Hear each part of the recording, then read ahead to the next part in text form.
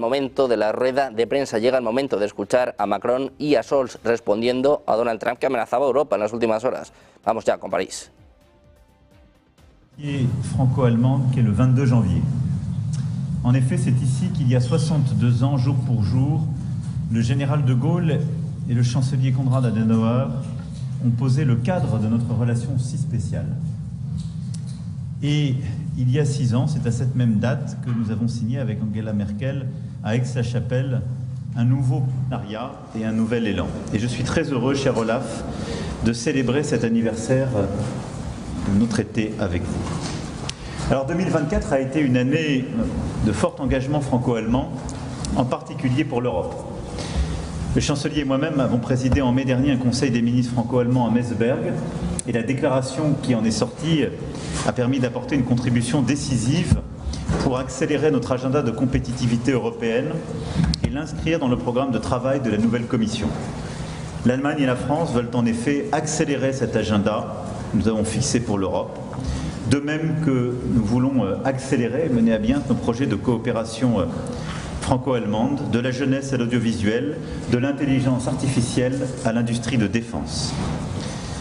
C'est la France qui accueillera cette année un nouveau Conseil des ministres franco-allemands qui nous permettra de poursuivre ce chemin. Après l'entrée en fonction de la nouvelle administration aux États-Unis, il appartient plus que jamais aux Européens, et donc à nos deux pays, de jouer tout leur rôle pour consolider une Europe unie, forte et souveraine. Une Europe attachée aux liens transatlantiques qui sache affirmer aussi ses intérêts propres et les défendre, avec ses valeurs et ses instruments européens.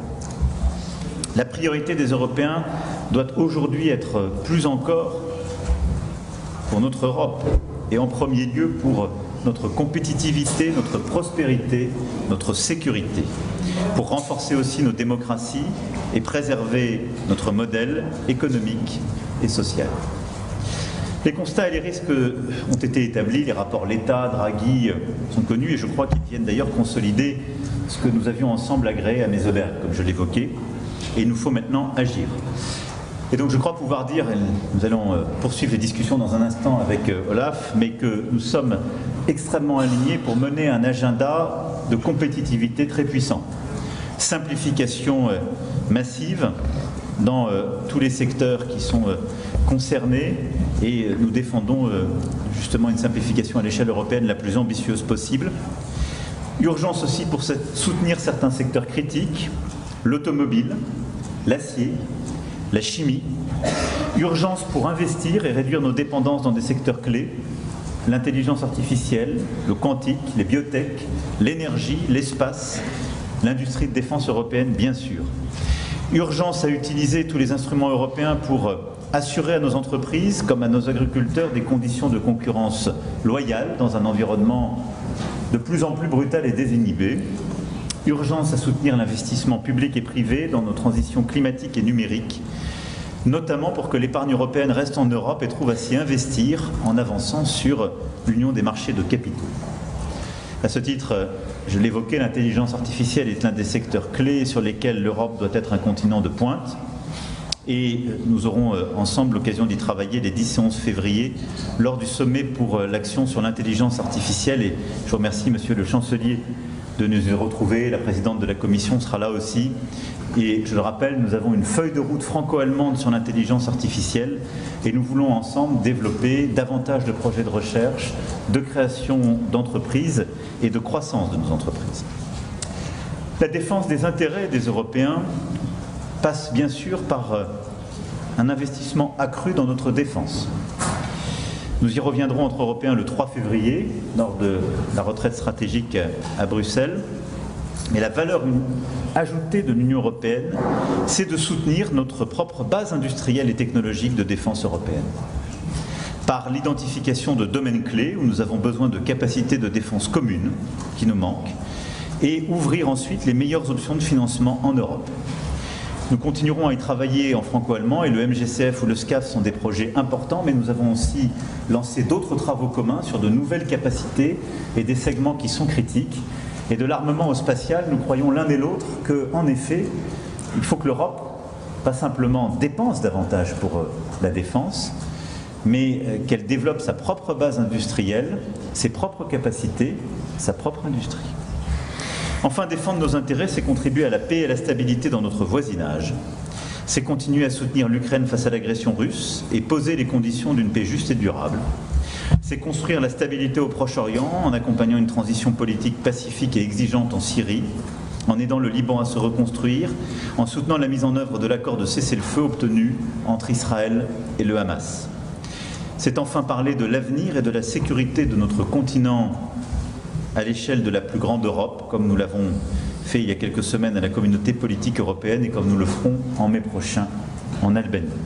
Sur ces sujets, l'Allemagne et la France avancent main dans la main, convaincus au fond que dans les temps qui s'ouvrent, face aux défis, parfois aux inquiétudes qui naissent, le couple que nous formons est solide.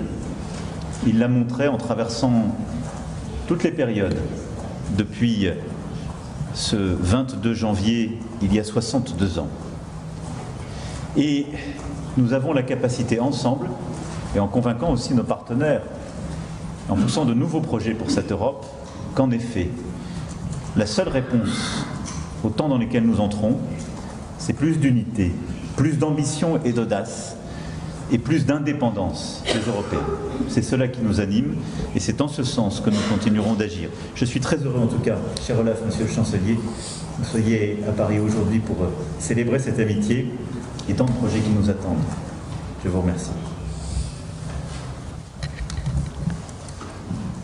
Monsieur le Präsident, cher Emmanuel, ich freue mich sehr über die Möglichkeit, heute zusammenzukommen an diesem ganz besonderen Tag im neuen Jahr. Es ist eben eine besondere Freude und Ehre, genau 62 Jahre nach der Unterzeichnung des Élysée-Vertrages hier bei dir zu sein. Der Élysée-Vertrag ist nicht nur ein Dokument der Aussöhnung zwischen Frankreich und Deutschland. Er ist auch ein Symbol unserer tiefen Freundschaft. Merci, mon cher ami. Die Zeiten, die wir erleben, sind herausfordernd. Gerade in solchen Zeiten kommt es in Europa auf das deutsch-französische Paar an. In deiner Rede an der Sorbonne hast du viel über europäische Souveränität gesprochen, ein Konzept, das ich auch in meiner Prager Rede aufgegriffen und fortentwickelt habe. Wir beide sind uns einig, Europa muss stark und widerstandsfähig sein in einer Welt, die, um es ganz vorsichtig auszudrücken, in Bewegung ist. Der brutale, erbarmungslose russische Angriffskrieg auf die Ukraine läuft nun schon seit 3 Jahren.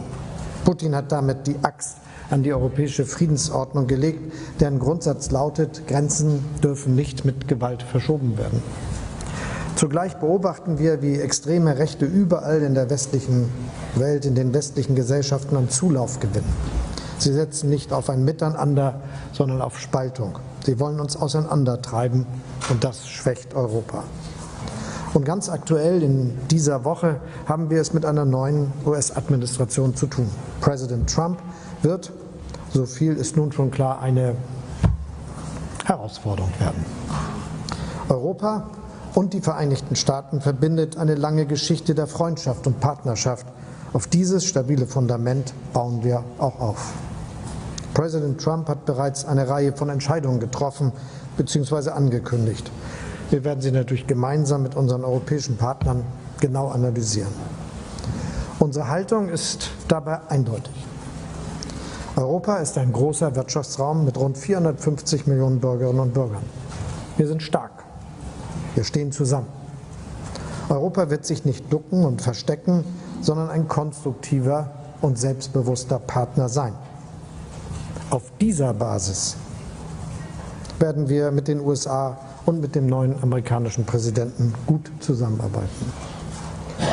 Die NATO ist dabei der zentrale Garant der Sicherheit in Europa und der transatlantischen Beziehungen.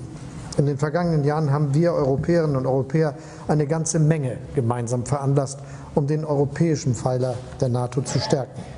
Die Ausgaben für Verteidigung steigen in fast allen europäischen Staaten. Deutschland und Frankreich haben entschieden, gemeinsam mit europäischen Partnern zum Beispiel abstandsfähige Präzisionswaffen zu entwickeln. Und wir haben eine deutsch-französische Zusammenarbeit im Bereich der Verteidigung und Rüstung, die wir vertieft haben, auch wenn man da noch mehr machen könnte, finde ich und ich glaube, wir beide. Lieber Emmanuel, In den vergangenen Jahren haben wir zusammen viel auf den Weg gebracht. Mit neuen Formaten wie unseren gemeinsamen Kabinettsklausuren haben wir unsere Zusammenarbeit vertieft. Wir beide treiben eine deutsch-französische Agenda für Wettbewerbsfähigkeit und Wachstum in der Europäischen Union voran. Und es ist ein gutes Zeichen, dass die Kommissionspräsidentin sie nun aufgreift. 3 Punkte sind uns dabei besonders wichtig. Erstens darf es keine Strafzahlung für europäische Autokonzerne geben, die intensiv in die E-Mobilität investiert haben, aber noch nicht ausreichend Fahrzeuge dieser Art verkaufen.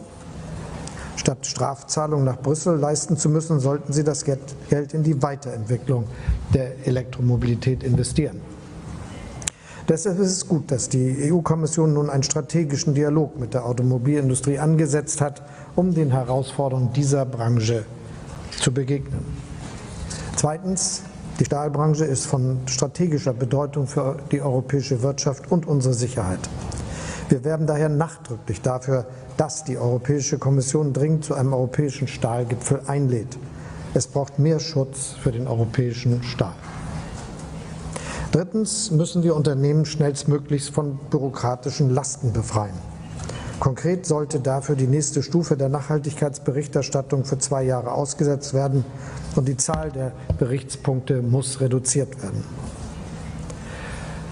Meine Damen und Herren, lassen Sie mich noch ein letztes wichtiges Thema ansprechen. Emmanuel hat es bereits getan, die Ukraine. Klar ist, die Ukraine kann sich auf uns verlassen. Wir werden nicht nachlassen in unserer Unterstützung für die Ukraine, die sich seit nunmehr fast 3 Jahren mit Heldenmut gegen die russische Aggression zur Wehr setzt. Das habe ich gestern Volodymyr Zelensky bei unserem Treffen in Davos abermals versichert. Natürlich wünschen wir uns alle ein Ende dieses furchtbaren Krieges. Das geht aber nur mit einer starken Ukraine. Meine Damen und Herren, Cher Emmanuel, unsere beiden Länder und Regierungen eint ein gemeinsames Ziel. Mit unseren europäischen Partnern und Freunden treten wir für ein offenes, starkes und wirtschaftlich erfolgreiches Europa ein.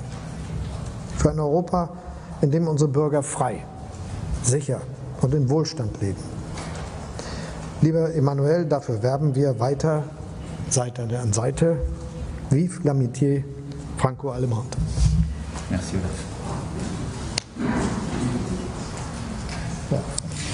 Merci beaucoup. Bueno, pues pendientes de esta comparecencia de Olaf Scholz, Emmanuel Macron respondiendo directamente a Donald Trump. Por ejemplo, el propio Macron dice que Europa debe gastar más en defensa, pero no solo eso, sino también debe tener su propia estrategia. Dice que depende de los europeos proteger nuestra soberanía, más aún con la llegada de Donald Trump. Olaf Scholz en el mismo camino dice que Europa debe ser fuerte en un mundo en cambio, apunta directamente a Donald Trump, dice que va a ser un desafío para Europa y que van a analizar todas las medidas anunciadas por el presidente de Estados Unidos. Ahora mismo va a tener lugar la reunión entre Scholz y Macron después de responder a Donald Trump, pero ojo, hay más respuestas por parte de Claudia Sheinbaum, por parte del presidente panameño. Hacemos una pausa y enseguida seguimos con las noticias en Negocios Televisión.